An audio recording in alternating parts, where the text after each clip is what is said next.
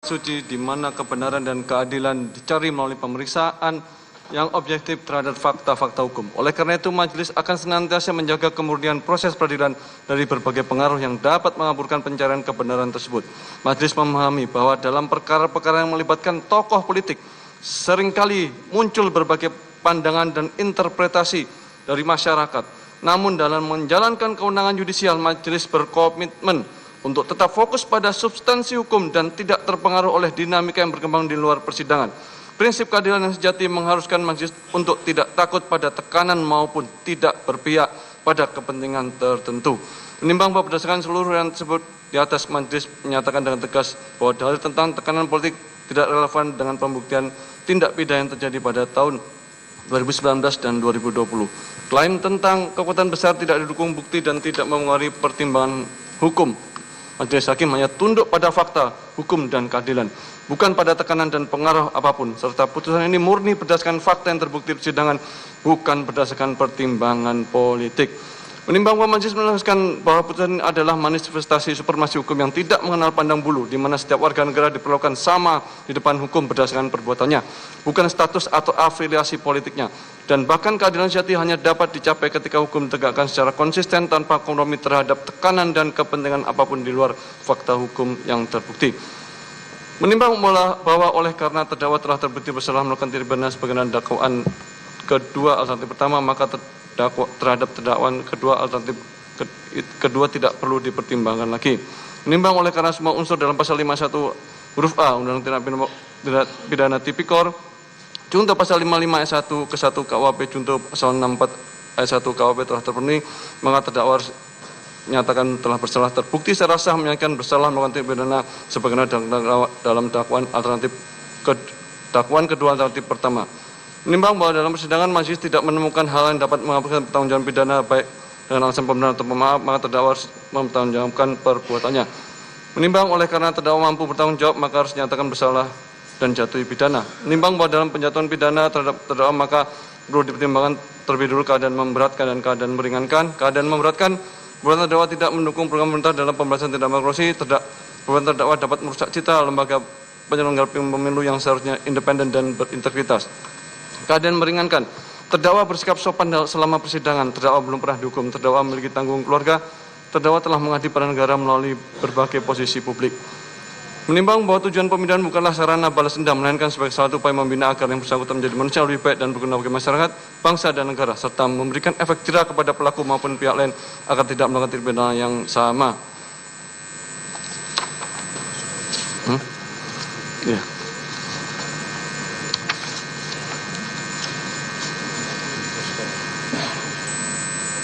Menimbang bahwa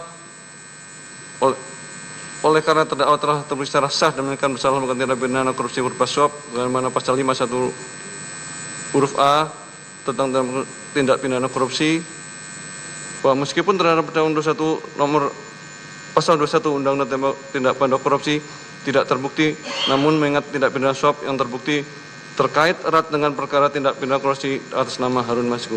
Menimbang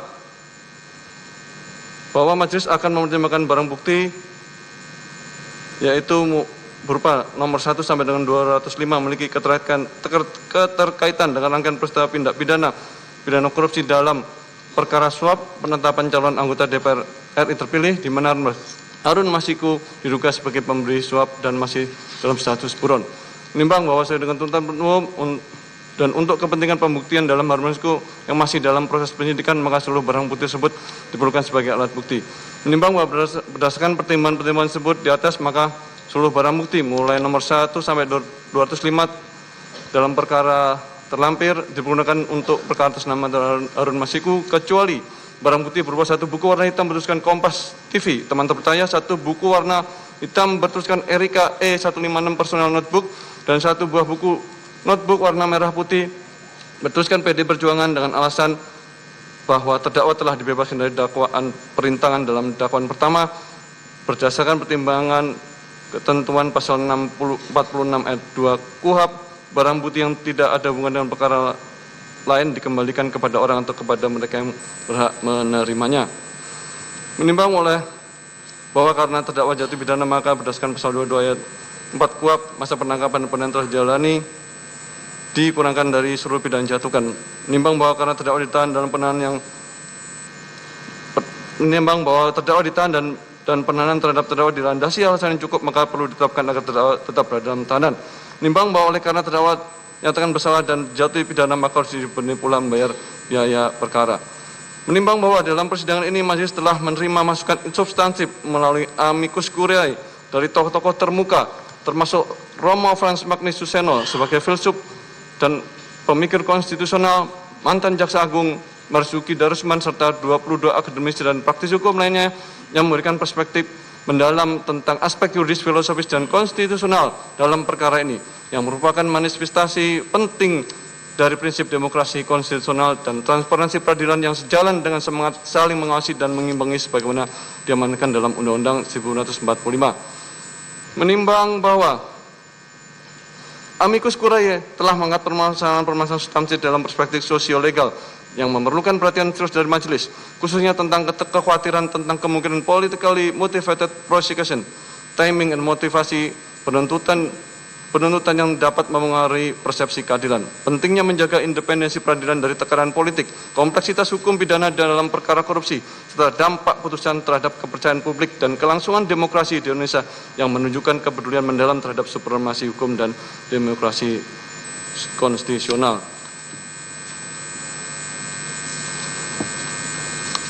Menimbang bahwa majelis mengapresiasi semangat kepedulian konstitusional yang ditunjukkan para tokoh dalam amicus curiae dan menegaskan bahwa independensi peradilan yang sejati bukan berarti isolasi dari keprihatinan sah masyarakat, melainkan kemampuan untuk mengambil keputusan yang objektif, tidak memihak dan berdasarkan hukum tanpa terpengaruh oleh tekanan politik, kepentingan golongan atau motivasi di luar pencarian kebenaran dan keadilan, di mana majelis telah menerapkan prinsip dalam keraguan menguntungkan terdakwa tidak hanya terhadap fakta-fakta substantif, tapi juga terhadap aspek-aspek prosedural.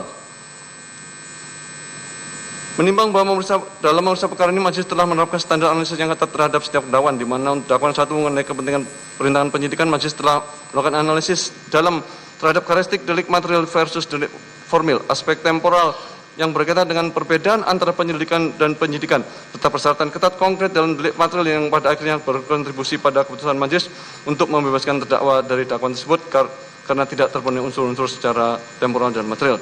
Menimbang bahwa sebaliknya, keputusan majelis untuk menyatakan terdakwa terbukti bersalah dalam dakwaan kedua didasarkan pada terpenuhi seluruh unsur dakwaan secara sah dan menekan melalui minimal 2 alat bukti yang valid dan keyakinan majelis yang diperoleh melalui proses pemeriksaan yang objektif dan komprehensif, di mana majelis menganalisis secara komprehensif unsur-unsur penyertaan, kualitas alat bukti komunikasi elektronik, dan standar pembuktian kesengajaan dalam konteks tindak pidana korupsi, yang menunjukkan bahwa majelis benar-benar independen dan objektif dalam menilai setiap aspek perkara tanpa terpengaruh oleh tekanan dan opini dari pihak manapun. Menimbang bahwa majelis menyampaikan penghargaan mendalam atas kontribusi substantif yang telah diberikan melalui amicus curiae dan menegaskan bahwa seluruh masukan tersebut telah menjadi pertimbangan integral dalam proses pengambilan keputusan, bukan sekedar sebagai referensi tambahan, melainkan sebagai masukan penting untuk memastikan bahwa putusan yang dijatuhkan benar-benar mencerminkan nilai keadilan konstitusional, keadilan prosedural, dan kesetaraan substantif yang menjadi fondasi sistem peradilan dalam negara hukum demokratis, dengan tetap menghormati semangat pencarian keadilan yang disampaikan oleh para tokoh melalui amicus curiae, dan berharap bahwa putusan ini dapat memberikan kontribusi akademik sebagai bentuk menjaga prinsip proses hukum yang adil dan menjunjung tinggi integritas peradilan pidana di Indonesia agar terwujudnya negara hukum yang demokratis. Mengingat pasal 5 ayat 1 Undang-Undang Tindak Pidana Korupsi junto pasal 5 ayat 1 ke 1 KUHP junto pasal 64 ayat 1 KUHP dan Undang-Undang Nomor 48 Tahun 2009 tentang Kekuasaan Kehakiman, Undang-Undang Nomor 8 Tahun 1991 tentang Hukum Acara Pidana, serta peraturan perundang-undangan lainnya yang mengadili berkaitan dengan perkara ini.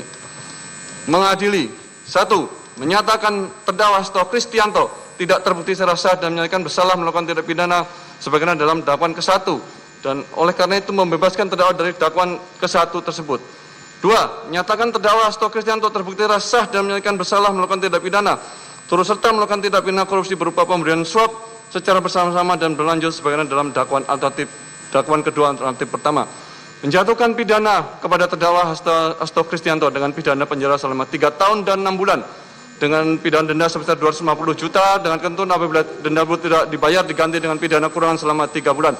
Menetapkan masa penangkapan dan penahanan telah jadi terdakwa dikurangkan pidana yang dijatuhkan, menetapkan terdakwa tetap ditahan, menetapkan barang bukti dari nomor 1 sampai 205 digunakan dalam perkara atas nama terdakwa Harun Masiku kecuali 1 buah buku warna hitam bertuliskan Kompas, 1 buku warna hitam bertuliskan Erika E156 personal notebook, 1 notebook warna merah putih bertuliskan PD Perjuangan dikembalikan kepada terdakwa. Membebankan kepada terdakwa untuk membayar perkara sebesar Rp7.500. Demikian diputus dalam sidang permusyawaratan Majelis Hakim Pengadilan Tindak Pidana Korupsi pada Pengadilan Negeri Jakarta Pusat pada hari Senin 21 Juli 2005 oleh Rosramanto SHMA selaku Hakim Ketua, Sunoto SHMA dan Hakim Ad hoc Tindak Pidana Korupsi Dr. Sigit Herman Binaji SHMH masing-masing sebagai hakim anggota yang diucapkan dalam sidang terbuka untuk umum pada hari Jumat 25 Juli 2005 oleh Hakim Ketua dengan didampingi para hakim anggota tersebut dibantu oleh panitia pengganti Pengadilan Negeri Tindak Pidana Korupsi pada Pengadilan Negeri Jakarta Pusat setelah dihadiri oleh penuntut umum pada Komisi Pemberantasan Korupsi dan terdakwa didampingi dengan para penasihat hukumnya. Demikian putusan yang dijatuhkan Majelis Hakim. Atas putusan ini saudara terdakwa mempunyai hak 1. Menerima putusan, 2. Menolak dengan mengajukan upaya hukum, 3. Berpikir pada waktu 7 hari. Apabila tidak menentukan sikap dalam 7 hari dianggap menerima putusan. Ketentuan yang sama berlaku juga untuk penuntut umum. Dengan berakhirnya pembacaan putusan ini, maka kewajiban Majelis Hakim untuk memeriksa dan mengadili perkara ini telah selesai. Dengan demikian sidang nyatakan ditutup.